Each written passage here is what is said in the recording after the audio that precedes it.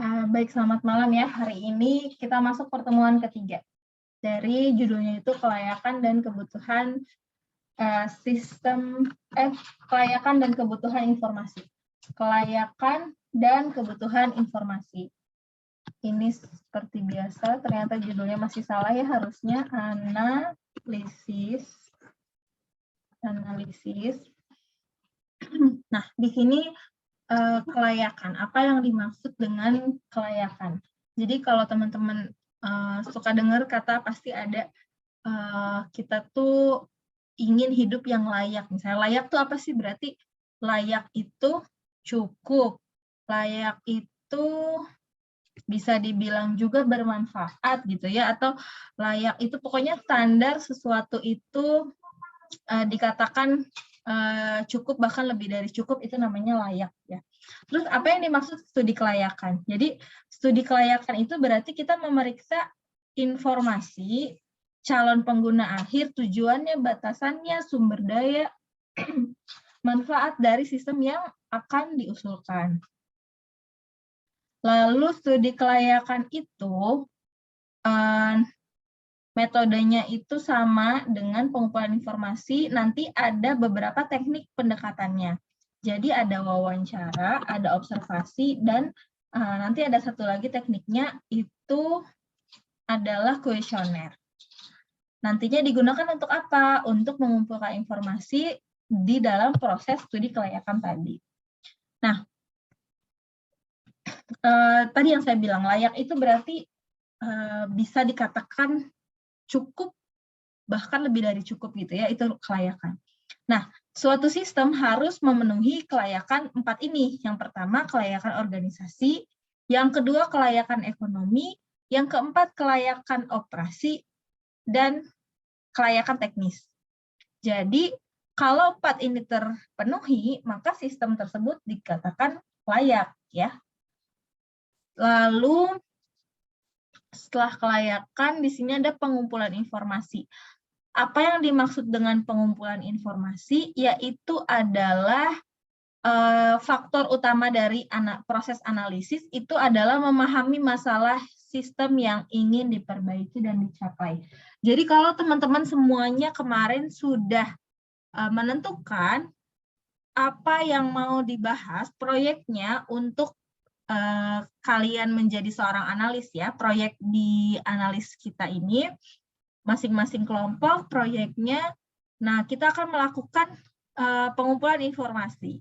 Nanti pengumpulan informasi itu dimulai dari mana? Dari memahami masalah yang ada pada sistem yang berjalan, supaya sistem tersebut kita perbaiki dan ada tujuan yang ingin dicapai untuk lebih baik daripada sebelumnya. Jadi kita harus cari-cari masalah terhadap sistem yang sedang berjalan. Lalu sumber informasinya kita dapat dari mana? Satu, otomatis dari pengguna sistemnya. Kedua, dari formulir atau dokumen. Yang ketiga itu kita bisa juga dapat dari program komputer, dari panduan prosedur, dan dari laporan manajemen. Lalu prosedurnya bagaimana pencarian informasi tersebut? Yang pertama itu wawancara diusahakan top level. Jadi pengumpulan informasi dilakukan secara top down, berarti dari atas dulu, baru ke bawah gitu ya. Jadi dari atas dulu lama-lama ke bawah. Untuk menentukan fungsi dan aktivitas dari sistem. Lalu tingkat organisasi di bawahnya. Jadi setelah top level baru beberapa tingkat di bawahnya. Nah, makin ke bawah itu makin bersifat teknis, makin ke atas makin bersifat kebijakan. Di sini ya, mengapa pengumpulan informasi harus dimulai dari tingkat top level manager? Ada yang bersedia menjawab?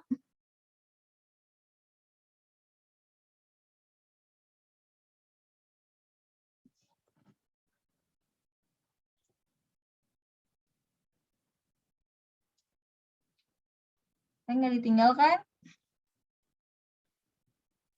Ada yang bersedia menjawab mengapa pengumpulan informasi harus dimulai? Tadi kan udah dibilang ya, kenapa sih kita mulainya dari atas dulu, dari paling atas. Sebaiknya mengumpulkan informasi dari atas dulu, kenapa? Dari atasnya maksudnya dari jabatannya, Bu? Dari yang paling atas, misalnya kalau sekolah, lebih baik berarti kita ke kepala sekolah gitu. Itu dulu. Kenapa kayak gitu? Kenapa harus, bukan harus sih, kenapa lebih baik dimulai dari top level? Karena lebih memahami sistem, Bu. Ini siapa yang jawab? Nabil ya? Ya, ada yang lain, benar-benar kata Nabil. Karena yang paling paham akan terjadinya di tempat itu, sistemnya tuh mau kayak gimana dibikinnya, terusnya yang sedang berjalannya seperti apa, itu udah pasti ya si top level manager itu, atau yang paling atas, yang kunci pertamanya. Terus kedua, ada yang mau jawab lagi yang lain? Karena yang level paling atas itu yang menentukan keputusan. Iya, benar. Tadi dari siapa tadi? Ada Nabil.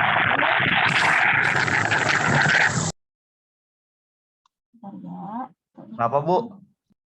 Yang enggak, tadi kan yang jawab ada Nabil. Yang kedua siapa yang jawab? Saya mau catat. Itu, Bu, siapa? Andika Firdaus, Bu. Oh, Andika Firdaus.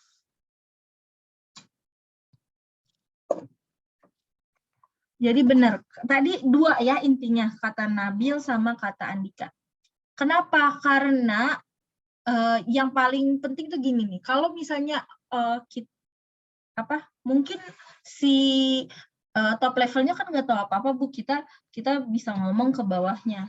Tapi kata Andika tadi benar, karena keputusannya nanti adanya di top level, mau dikembangin atau enggak ini sistem.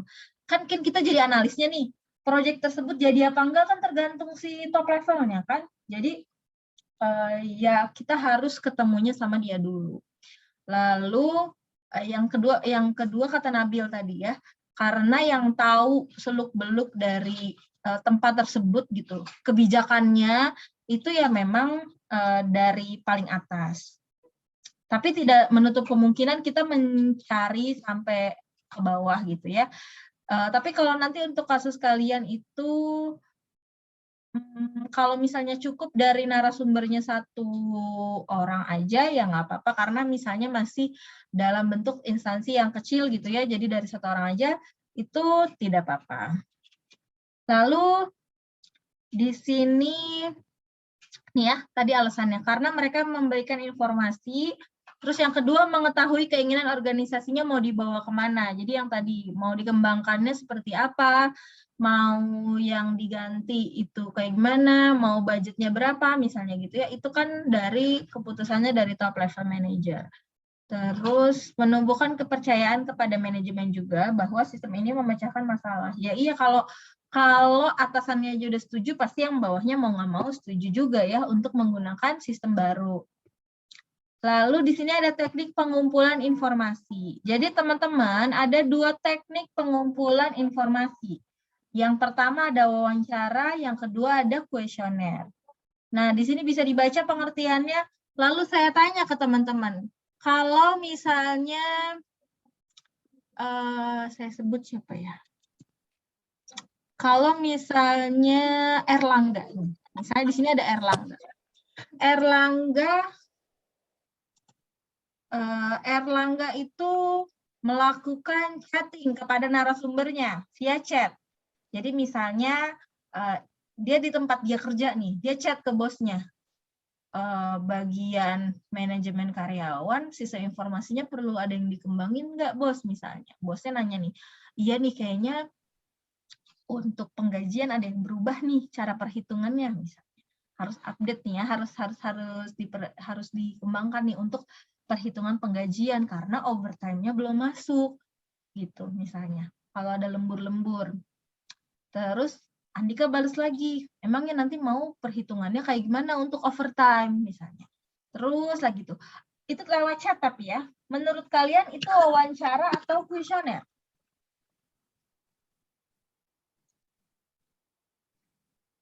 Maaf Bu, bagaimana Bu tadi Bu? Wawancara, Bu. Sudah free nih.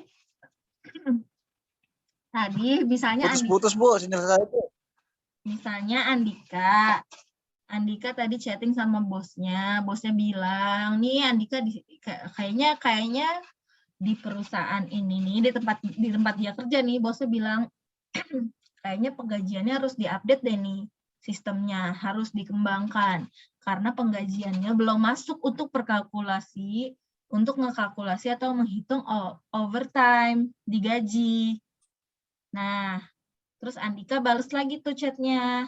Terus emang mau perhitungan overtime-nya kayak gimana? Perhitungannya gimana, terus dijelasin lagi sama bosnya, bla bla bla gitu perhitungannya. Nah, itu tapi via chat. Nah, kan di sini kalian udah baca nih pengertian wawancara sama pengertian kuesioner. Saya nanya, menurut kalian kalau yang tadi kasusnya saya bilang tuh Erlangga sama bosnya, itu berarti wawancara atau kuesioner? Kuesioner, Bu. Wawancara. Bu. Yang jawab Bu. tadi yang jawab pertama pas si Devri nanya, yang jawab wawancara, Bu, itu tuh siapa? Saya, Bu. Dava. Menurut Dava, kenapa wawancara? Karena kita langsung berinteraksi, Bu. Langsung bicara dengan ininya. Tapi kan kalau di sini dia tatap muka langsung, Dava. Menurut Dava gimana? Itu tetap wawancara nggak sih? Apa itu kuesioner? Karena di sini ada tatap muka langsung nih pengertiannya kalau wawancara. Kalau menurut saya wawancara sih, Bu, karena kalau kuesioner mungkin dari sistem pertanyaannya itu terurut. Ya, udah bener. Itu saya cuma ngicu doang kok. Jawaban Dava bener ya. Jadi itu masuknya adalah wawancara. Kenapa wawancara? Karena wawancara itu meskipun di sini pengertiannya tatap muka secara langsung, tapi yang dimaksud di sini tatap mukanya itu tidak benar-benar langsung muka ketemu muka, enggak kayak gitu. Jadi kalau misalnya tanya jawab itu masuknya wawancara. Meskipun via chat, ya. Tapi kalau kuesioner itu sekumpulan pertanyaan ditublekin tuh ke si narasumbernya, nanti dia jawab. Jawabnya itu nggak cuma satu pertanyaan, tapi sudah dalam bentuk daftar pertanyaan. Kayak gitu. Itu kuesioner. Jadi kayak berupa angket lah kalau kuesioner itu. Ya emang sama ya, kuesioner sama angket. Survei, kayak gitu. Survei itu juga kuesioner. Ada yang mau ditanyain sampai sini?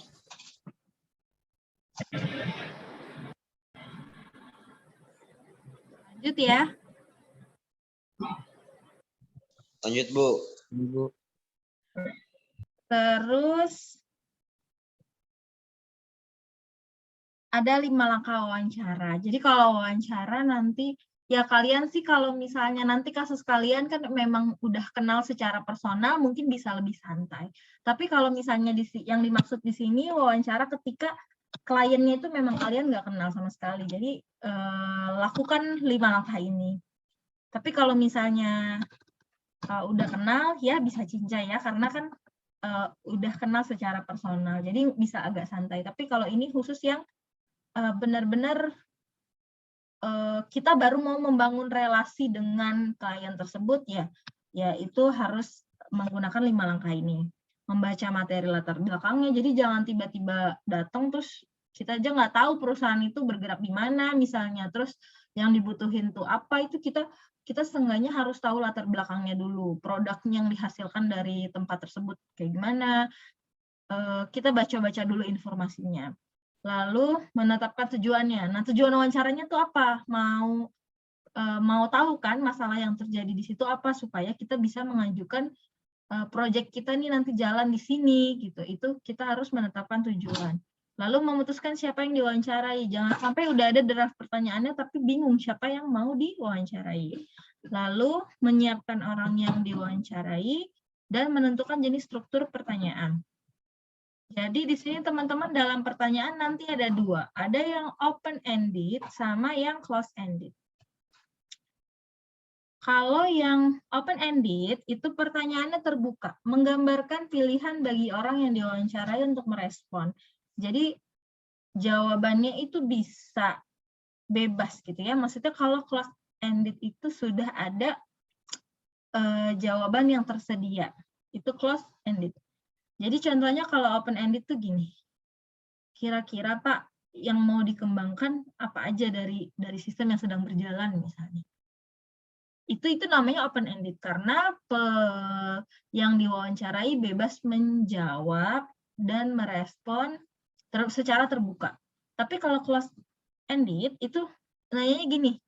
Jadi yang mau dikembangkan misalnya penggajiannya itu overtime-nya saja atau dengan ditambahin lagi dengan sistem A misalnya gitu ya. Itu close ended tuh karena dia menyediakan beberapa pilihan yang tersedia. Atau misalnya nanti yang mau pakai ini siapa ya Pak? Apakah adminnya beda dengan HRD? Itu juga close ended karena jawabannya nanti cuma ya tidak, itu close ended. Apakah nanti yang pakai sistem ini HRD itu atau ada admin lagi sendiri yang bukan HRD misalnya? Itu close ended. Itu contoh-contohnya kayak gitu pertanyaannya. Lalu ada struktur pertanyaan. Struktur pertanyaan itu ada yang berbentuknya piramid, ada corong, ada wajib. Nah, kalau kalian bisa ingat aja bentuknya, kalau piramid berarti dimulai dari pertanyaannya detail, lalu akhirnya luas. Kalau corong berarti awalnya luas, di bawahnya nanti awalnya luas, berakhir dengan yang detail.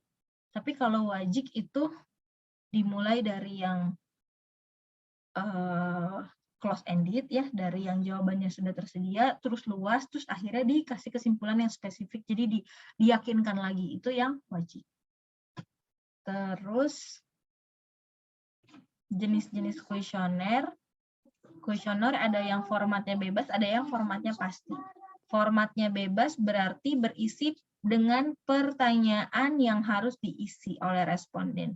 Tapi biasanya kalau kuesioner itu tidak esai ya, tidak dalam bentuk esai. Jadi misalnya sekalipun pendapat dalam bentuk kalimat yang tidak terlalu panjang dalam berparagraf-paragraf itu enggak. Kalau yang membutuhkan jawaban kayak gitu memang harus tekniknya wawancara. Tidak tepat jika menggunakan kuesioner. Kalau kuesioner itu lebih baiknya itu dengan pertanyaan yang jawabannya singkat atau dengan format pasti, misalnya kayak check off question, yes or no question, opinion atau choice question. Kayak gitu, teman-teman. Ada yang mau ditanyain sampai sini?